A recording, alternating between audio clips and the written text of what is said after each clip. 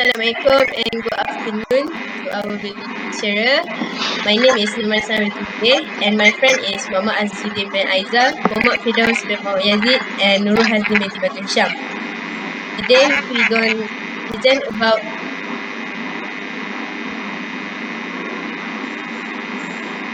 Biotech Energy Sdn Bhd. Biotech Energy is one of Malaysia palm oil distributor that expanding their supplies by entering international market, which is palm oil is one of the encouraged industry in Malaysia. There are big opportunities to become one of the leading market in supplying goods. Biotech are expanding their first international market by supply raw palm oil to the joint venture in Iran, which is Iran Cosmetics. So our vision is to be a known and respected fast-moving consumer goods company in Malaysia and regional champion, with main emphasis on oil and fats. Integrate with FBPH, Hilda Global Venture Holdings, Berhad Upstream Business. And for our mission is first we're going to be a leadership in farm-based downstream company in Malaysia. Second, market expansion in regional and international markets. For our objective, our company promise to deliver quality without compromise. We strictly conform to the code of practice for processing and refining of edible palm oil, as well as the Malaysia Food Act and Regulation 1983.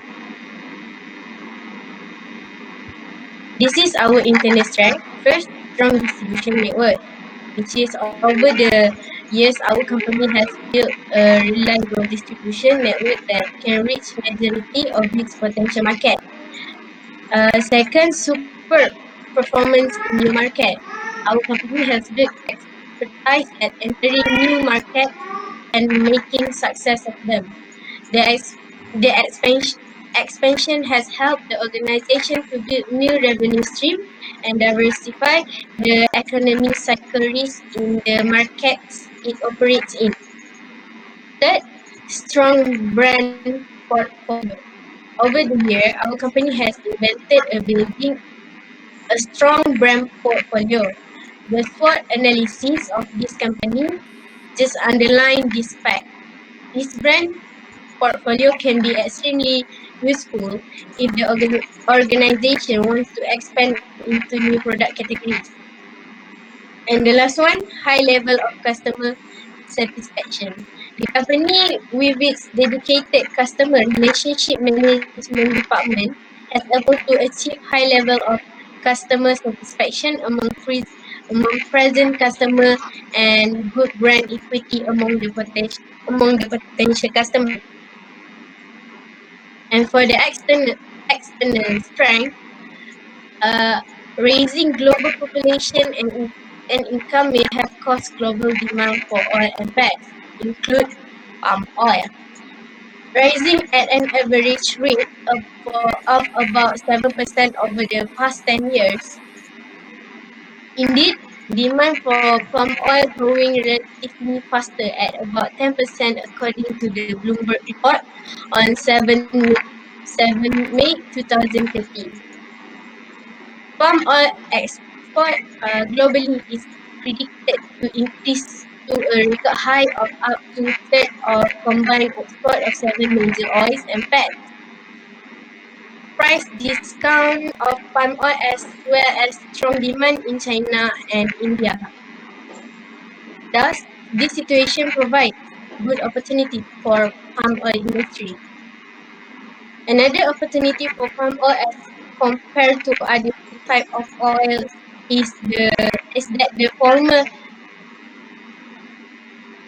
has much higher yield per hectare versus its substitute.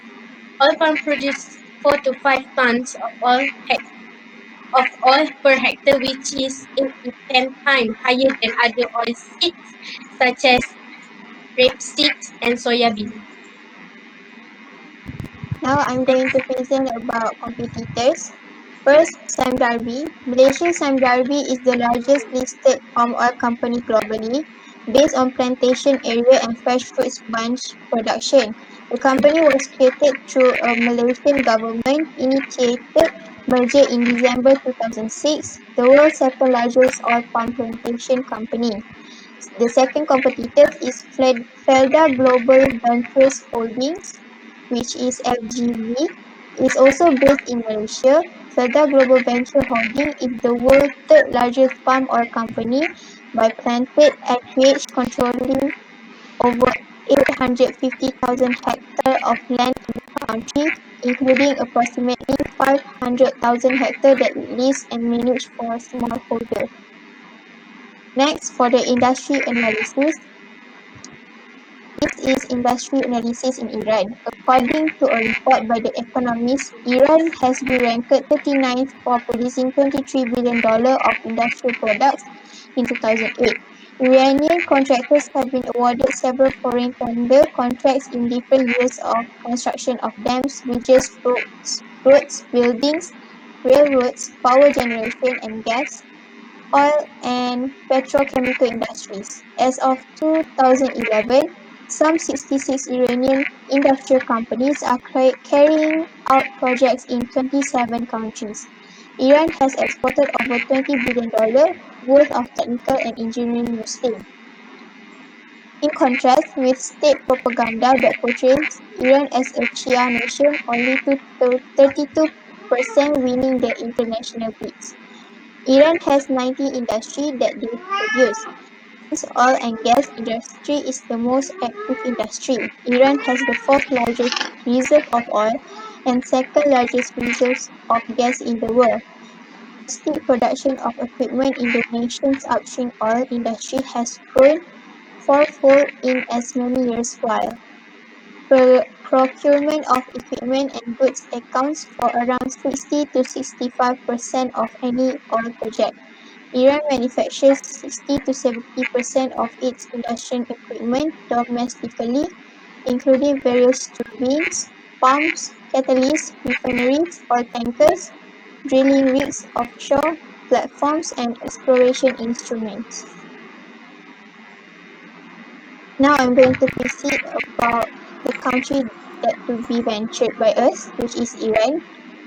First, in our research about the cultural environment, based on the current population of the Islamic Republic of Iran is 84,423,84423 as of Thursday, November 26, 2020, based on Worldometer elaboration of the latest United Nations data.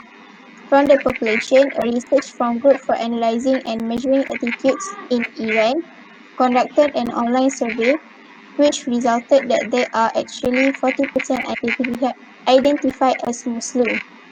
In contrast with state propaganda that portrays Iran as a Shia nation, only 32% explicitly identify as such, while 5% said they were Sunni Muslim and 3% Sufi Muslim. Another 9% said they were atheists, along with 7% who prefer the label of spirituality. Among the other selected religions, 8% said they were Zoroastrians, which we interpret as a reflection of Persian nationalism and a desire for an alternative to Islam, rather than to the Zoroastrian faith, while 1.5% said they were Christian.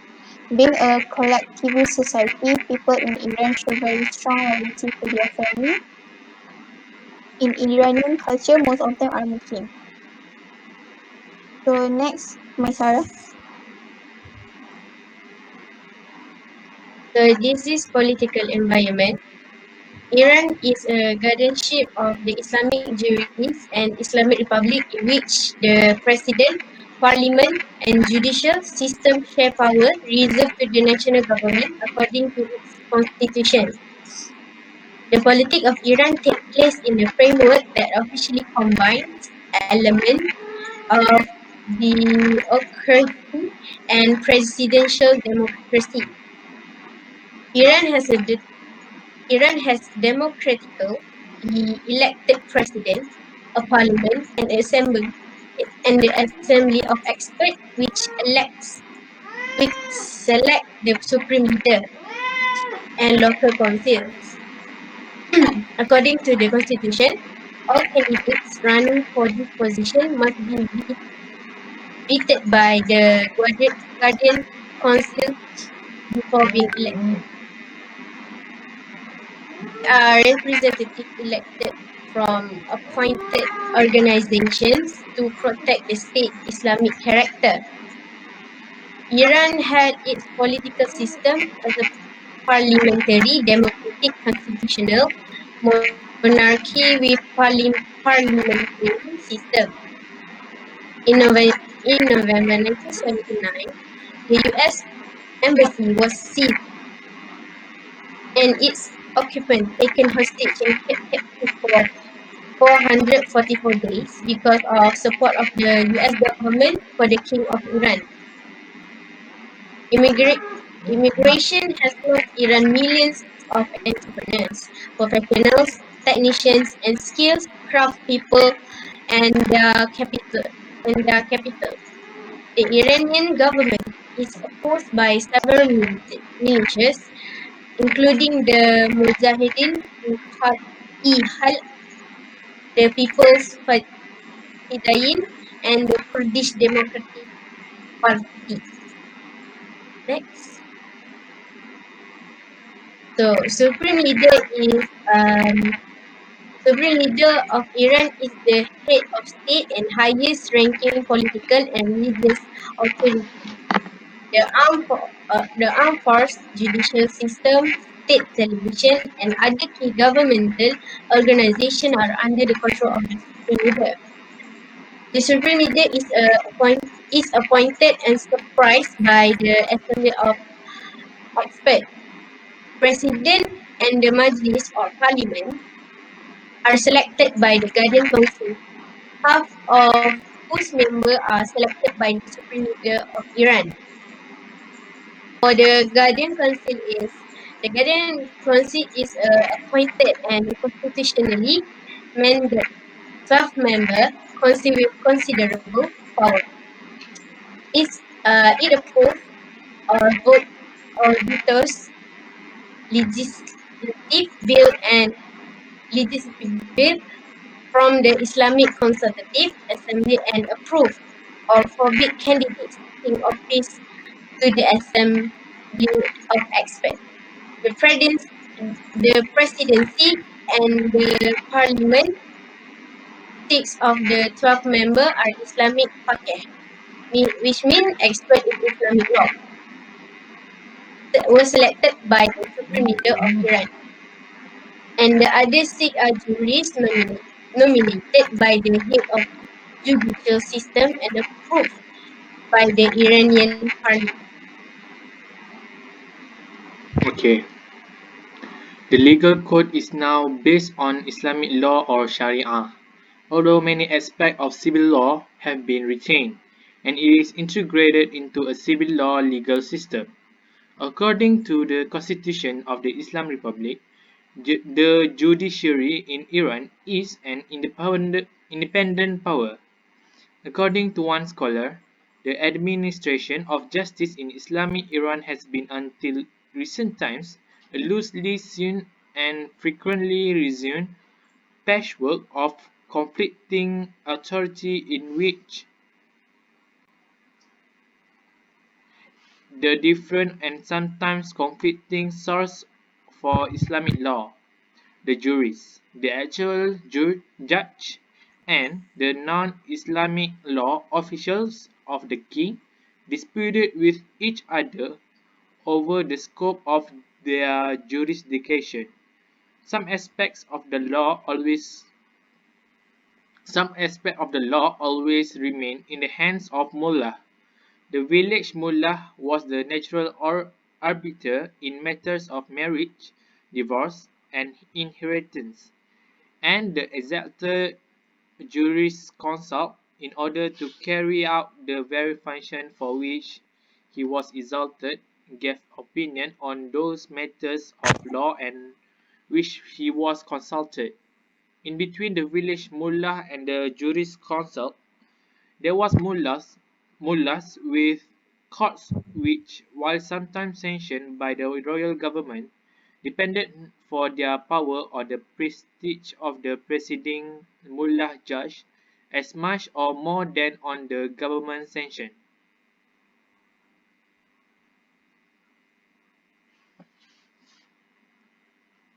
Since the 16th century uh, AD, Iran has been the only country in the world having Shia Islam as its official religion.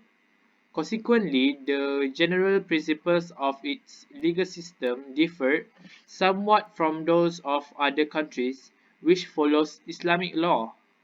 Among the ways law in Iran and the rest of the Muslim world differed from European law was in its lack of single law code.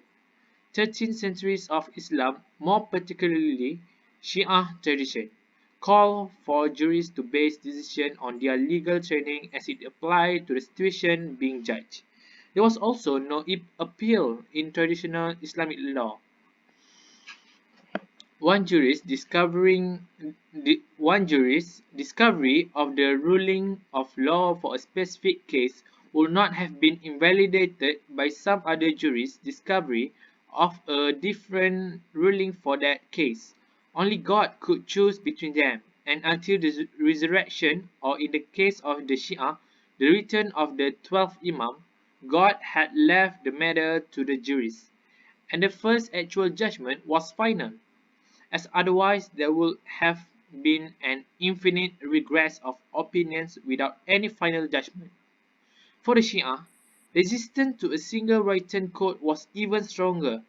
The Jurist Council's right to describe the law in his own way was the very essence of the doctrine that had revived the Jurist Council school at the end of the 18th century.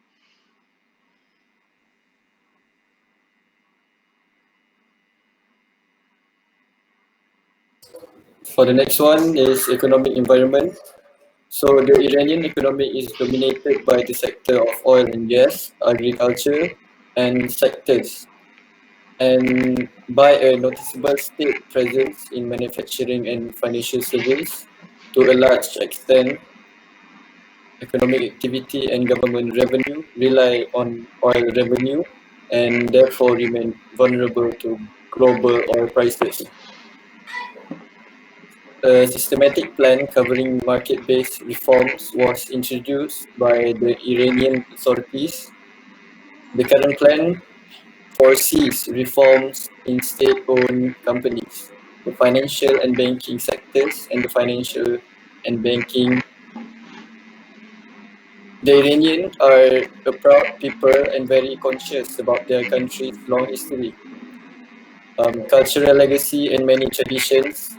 Beside the country's great Persian heritage, Iran has a long history been influenced by multiple cultures and political movements. Iranian culture is defined by politeness, which may seem superficial from the outside. However, politeness is important for establishing a good dialogue and building trust between partners. Farsi expressions are very well received. In addition, Iran's loud voice and high temperament are looked down on and should be avoided. There are certain limitations on dress code and social conduct as other discriminated, which need to be observed carefully.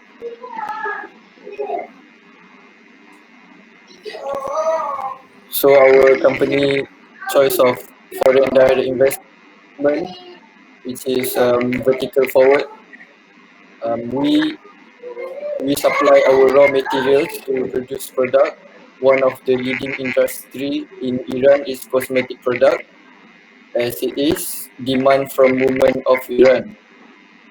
Supplying our raw palm oil to our joint venture with Iran Cosmetic would share profit for both companies. So the mode of entry of our company. So the company mode of entry that we could identify is international joint venture. So Biotech Energy Worldwide, remember Health is a local company that enters international market by exporting raw palm oil, but form joint venture by collaborated with other company in called foreign market in Iran. And the company is called Iran Cosmetic. Um, the next one is choice of human resources management policy. So our company choose polycentric as our internal staffing policy for Biotech Energy Worldwide Sdn Bhd, joint venture with Iran Cosmetic. Um, Iran Cosmetic create job opportunities to other country in Iran, which is eliminate language barrier between labor worker and customer in Iran, and less expensive than import labor worker, which is crucial in starting a business. Could give continuity to the management of foreign subsidiaries and make it easier for us to adapt the market characteristic to exploit market potential.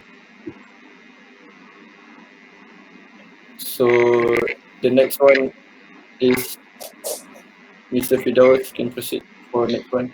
Okay, for our challenge, we different demand needed, innovative product that will not be needed, or using our raw palm oil in their new products. As we are joint venture, there will might be a conflict of control with Iran Cosmetics because we are shared companies. They might finding better solution for their product improvement. They will not be needing our supply anymore. Number two, risk of imitation of other company that supply raw palm oil with cheaper price.